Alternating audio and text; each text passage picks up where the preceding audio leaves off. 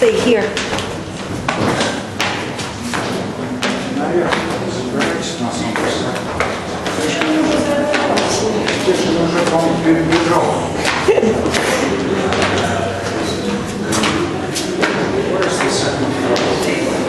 This is the second floor. This is the one.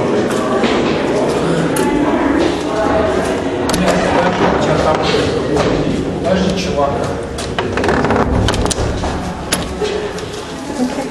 Ножки вытри.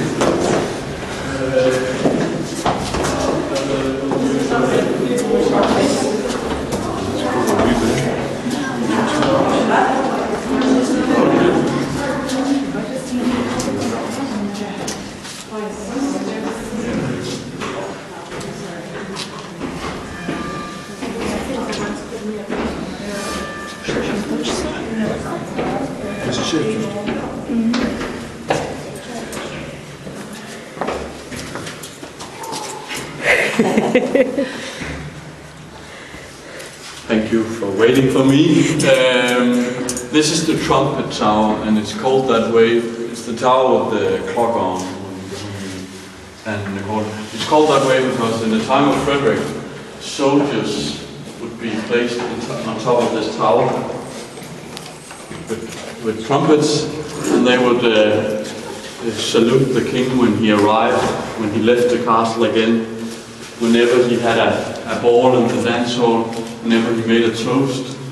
Soldiers would stand here and they would play their drums, and the sound of drums would be a signal to the trumpeters to blow their trumpets, and the sound of the trumpets would be a signal to the soldiers stationed next to the cannons out on the ramparts where we've just been, and then they would fire the cannons. So that was actually a custom of the Danish court in the time of Frederick. In Shakespeare's play Hamlet, we hear Claudius doing the same thing, but it's not something Shakespeare has entirely invented on his own. It was actually a custom around the Danish court at that time. But let's go inside and see the dance. Yeah.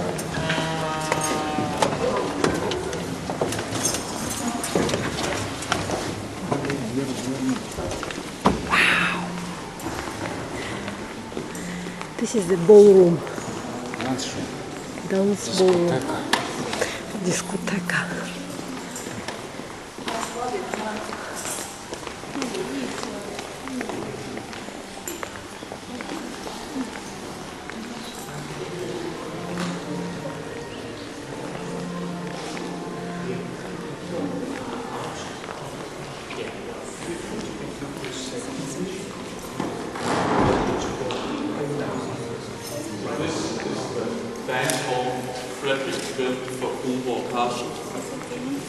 It is quite a big hall, even for a castle.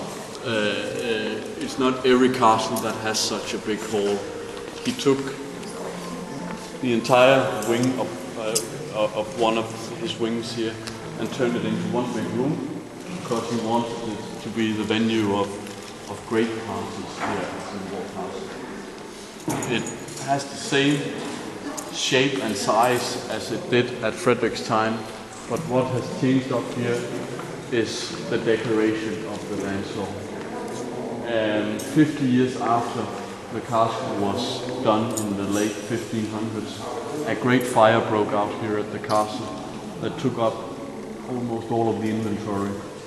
The outer walls remain, and that's why today when we look at the castle from the outside, we see Frederick II's castle. It's the same castle, but when we walk around inside here, it's no longer Frederick's castle. A lot has changed.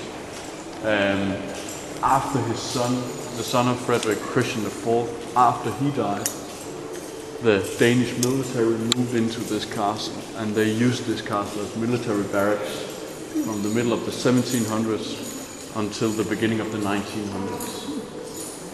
So for 200 years, this has been a working environment for the Danish military. What they did here in the dance hall was that they they turned it into 2 floors. They had no need for one large dance hall. They needed small apartments instead, and they just made one extra wall through the room here and turned it into 2 floors. In 1923, the Danish military moved out, and the castle was turned back into the shape that Frederick intended, but all the decoration, we just had to use our imagination. In Frederick's time, all the walls would be covered with 40 hand-woven tapestries depicting 100 Danish kings, starting with the legendary King Dan, who named Denmark. Denmark is named after King Dan, and then ending up with Frederick II as king number 100 of Denmark. Today we haven't had 100 Danish kings, so neither did they in the time of Frederick. But what he wanted to do was to impress all of the guests coming here to Kronborg Castle.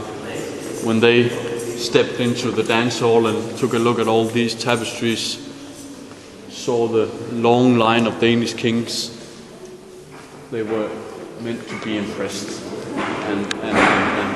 and think that's quite a legacy.